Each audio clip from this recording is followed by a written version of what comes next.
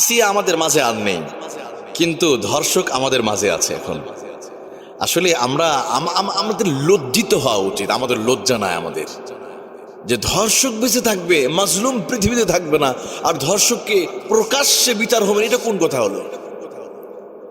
কিয়ামত পর্যন্ত এই বিচার দিয়ে আপনি ধর্ষণ বন্ধ করতেই পারবেন না।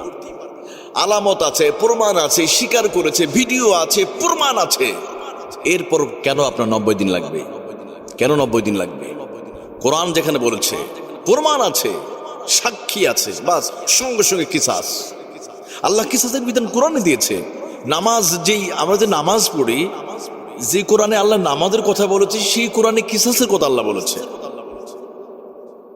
একজন ধর্ষক কেন কেন প্রমাণ থাকার পরে, কি জন্য, কোন কারণে আমাকে 90 দিন অপেক্ষা করতে? হ্যাঁ, আলামত যদি না পাওয়া যায়, প্রমাণ পাইতে কোনো ডাউট হচ্ছে, তাহলেই সমস্যা নাই, দেরি হতেই পারে, রিসার্চ ইনভেস্টিগেশনের জন্য সময় নিতেই পারে, কিন্তু সব থাকার পরে কেন 24 ঘন্টার ভিতরে কেন ধর্ষককে আমরা ব্রাশ ফায়ার করে দিতে পারবো না? এইভাবে 90 দিন কমিয়ে আনার কোনো লাভ নাই। কিয়ামত পর্যন্ত 90 দিন কেন, ওই 40 দিনে নেমে আনলেও আপনি বন্ধ করতে পারবেন না। তবে হ্যাঁ, আপনি পারবেন আল্লাহর আইন দিয়ে বিচার করেন।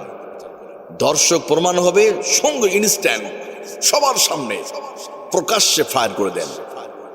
আফগানিস্তানে 21 সালের পর থেকে কোন ধর্ষণ হয় না। কল্পনা করছেন? যে যুদ্ধ বিধ্বস্ত একটা দেশ, যে দেশের উপরে বছরের পর বছর জুলুম আর নির্যাতন চলেছে, ওই দেশটা কিনা এখন ধর্ষণ হয় না। আর আমাদের দেশে কিছু জ্ঞান পাপী কিছু জানোয়ার আছে, এক টাইপের কিছু জানোয়ার, ওনারা কথায় কথায় হ্যাঁ তালেবান হয়ে গেল। আরে তালেবান যা করেছে তোমরা কসু করতে পারে না গত 53 বছর ধরে। হ্যাঁ, হুজুরদের সমালোচনা করতে পেরেছো তোমরা, আলেমদের সমালোচনা করতে পেরেছো, দেশটা তালেবান, হ্যাঁ তালেবান হলে তো ভালো হতো, দেশে অনেক উন্নতি হতো। ধর্ষণ আজকে আসিয়ার জীবন যেত না যদি দেশে তালেবান হয়ে যেত। তালেবান মানে খারাপ নয়। আজকে আফগানিস্তান তালেবান হয়েছে, কি হচ্ছে? ওরা আরো উন্নতি, ডেভেলপ করেছে, পৃথিবীতে সবচেয়ে উন্নতির দিকে এখন আফগানিস্তান। ওই দেশে মেয়েরা নিরাপদ। 2021 সালের পরে কোনো ধর্ষণ হয় নাই। আর আমাদের দেশে গত কয়েক বছরে হাজার হাজার ধর্ষণ হয়ে গেছে, হাজার হাজার। স্বামীর সামনে স্ত্রীকে ধর্ষণ করা হয়েছে। তো কিসাসের আইন যতক্ষণ না মানবেন, আল্লাহ কিসাসের আইন নিজে আল্লাহ দিয়েছে, কোরআনে আল্লাহ বলছে। রমজান মাসে কোরআন খতম করছি না, এই কোরআনে আল্লাহ বলছে। আল্লাহ রাব্বুল আলামিন বলেন, ইয়া আইয়ুহাল্লাযীনা আমানু কুতিবা আলাইকুমুল কিসাসু ফিল কতলা।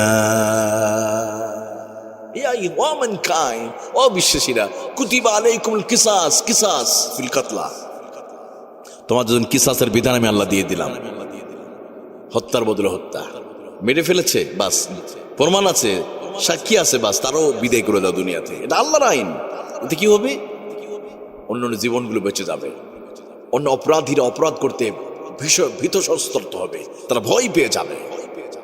আর যারা ধর্ষণ করবে, এর বিচারটা হবে সূরা নূরের মধ্যে আল্লাহ স্পষ্ট করে বলেছে। আল্লাহ বলেন, আয-যানিয়াতু ওয়াজ-যানি ফাজলিদু কুল্লা ওয়াহিদিন মিনহুমা মিয়াতা জালদা ওয়া লা তাখুযকুম বিহিমা রাফাতুন ফি দীনিল্লাহি ইন কুনতুম তু'মিনুনা বিল্লাহি ওয়াল ইয়াউমিল আখির। আল্লাহ বলেন, হ্যাঁ, যদি ধর্ষণ যারা করবে, যদি বিবাহিত হয়, তাহলে 100 বেত তাদেরকে সঙ্গে সার রজম করা হবে, পাথর মেরে রজম করে দাও। আর যদি অবিবাহিত হয়, বিবাহ করো নাই, এরপরও জিনায় লিপ্ত হয়ে গেছে, আমার আল্লাহ বলেন মিয়াতা জালদা, 100 বেত্রাঘাত করবে। আর বিবাহ করার পরে যদি জিনায় যদি লিপ্ত হয়ে যায়, আমার আল্লাহ বলে তাদেরকে তোমরা গলা পর্যন্ত মাটি করে সঙ্গে সার করে জনমের মতো পৃথিবীতে বিদায় করে দাও। আল্লাহর বিধান। এতে করে কি হবে? যালিকা লাহুম খিজিয়ুন ফিল হায়াতিদ দুনিয়া। কিসাস বিধান যদি চালু হয়ে